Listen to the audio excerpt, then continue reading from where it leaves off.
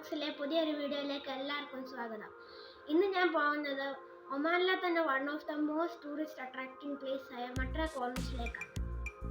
മട്ര Souq, Mutrah fort, harbour, അതേപോലെ തന്നെ ഒമാനിലെ one of the most famous ഫോർട്ടായ സുൽത്താൻ കാബൂസ് ഫോർട്ടും ഈ മട്ര കോർണിഷിലാണ് സ്ഥിതി ചെയ്യുന്നത്.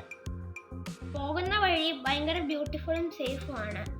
അങ്ങനെ നമ്മൾ കോർണിഷ് എത്താറായിരിക്കുന്നു. ഇവിടെ ഒരു പാർക്കിംഗ് സ്പേസ് കണ്ടുപിടിച്ച് നമുക്ക് പാർക്ക് ചെയ്യാം.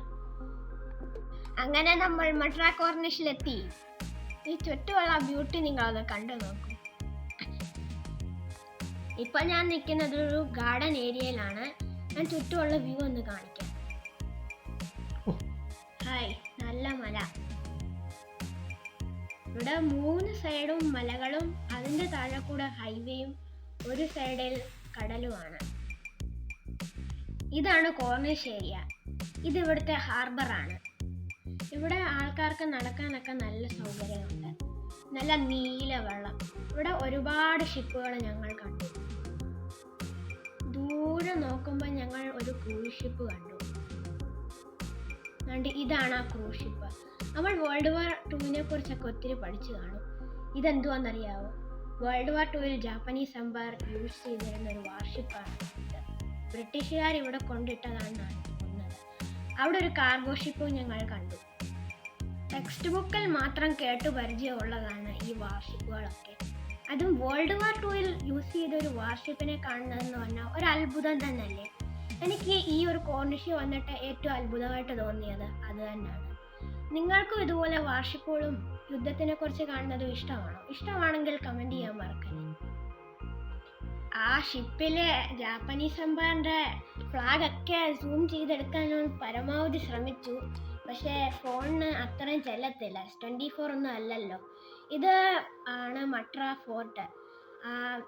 1507 AD പോർച്ചുഗീസുകാർ പണിഞ്ഞതാണ് ഈ ഒരു ഫോർട്ട്.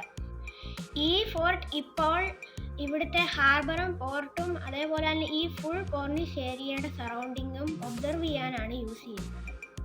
ഈ വാർഷിപ്പ് കണ്ടാലും മതിയാവുന്നില്ല. കാരണം നമ്മൾ ഹിസ്റ്ററി പഠിച്ചൊരു കാര്യമാണേലും അത് നമ്മൾ കൺമുന്നിൽ കാണുമ്പോൾ ഉള്ള ആ ഒരു രസം അതെങ്ങും കിട്ടത്തില്ല. ഇപ്പോൾ നിങ്ങൾ കാണുന്നത് ഒമാൻ നേവീൻ്റെ ഒബ്സർവേഷറി ബോട്ടാണ്. ഇത് ഈ സ്ഥലം ഫുൾ ഒബ്സർവ് ചെയ്യും. ഇപ്പോൾ നിങ്ങൾ കാണുന്ന അത് ഒരു കാർഗോ ഷിപ്പാണ്.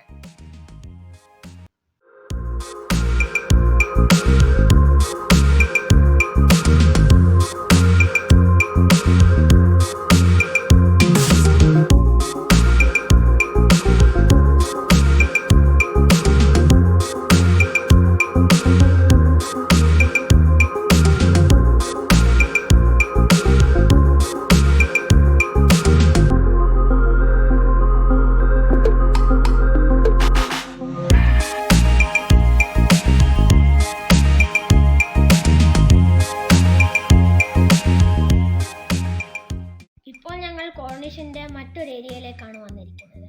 നിങ്ങൾ ഈ ഡോം പോലെ കാണുന്നത് ഇവിടെ നമുക്ക് റെസ്റ്റ് ചെയ്യാനുള്ള ഒരു ഏരിയയാണ്. ചുറ്റും നല്ല ഓറഞ്ച് കളറിലുള്ള പൂക്കൾ. നല്ല രസമാണ് ഇത് കാണാൻ. മേളിലോട്ട് നോക്കുമ്പോൾ നിങ്ങൾക്കൊരു ഒബ്സർവേഷൻ ടവർ കാണാം. പക്ഷെ അത് കറക്റ്റായിട്ട് ഞങ്ങൾക്ക് കിട്ടിയില്ല. ഇവിടെ നല്ല ഗാർഡൻ സെറ്റ് ചെയ്ത് വെച്ചിരിക്കുകയാണ്. പലയിടത്തും ഇരിക്കാനായിട്ടുള്ള ഫെസിലിറ്റികളും ഉണ്ട്. അങ്ങ് നിങ്ങൾക്ക് കാണാമോ നല്ല ഫൗണ്ടെയിൻ. വലുതിന് ചെറുത് വരെയുള്ള വലിയ ചെറിയതുമായിട്ടുള്ള ഫൗണ്ടെയിൻ. ഇവിടെ എല്ലാം നല്ലോണം ഇപ്പോൾ നിങ്ങൾക്ക് ആ ഒബ്സർവേഷൻ പോയിന്റ് നല്ലോണം കാണാമെന്ന് വിചാരിക്കും. നല്ല ബ്യൂട്ടിഫുൾ ആയിട്ടുള്ള ഏരിയ ആണ്. 360 ഡിഗ്രി വ്യൂ കിട്ടിയില്ല ഫോണിൽ. നല്ല ഡാർക്ക് ബ്ലൂ കളറിലുള്ള കടൽ. ഫോണിൽ നമുക്ക് അത്രയും നല്ലോണം കിട്ടത്തില്ലെങ്കിലും നമ്മളത് റിയൽ ആയിട്ട് കാണുമ്പോൾ ഉള്ള ആ ഒരു രസം കിട്ടും. അറ്റ്ലീസ്റ്റ് 1 ടൈമേലും വിസിറ്റ് ചെയ്യേണ്ട ഒരു സ്ഥലം തന്നെയാണ് ഞാൻ ഇത് റെക്കമെൻഡ് ചെയ്യുന്നത് നിങ്ങളോട്. ഈ വീഡിയോ ഇഷ്ടപ്പെട്ടെങ്കിൽ ലൈക്കും സബ്സ്ക്രൈബും ഷെയറും ചെയ്യാൻ മറക്കരുത്.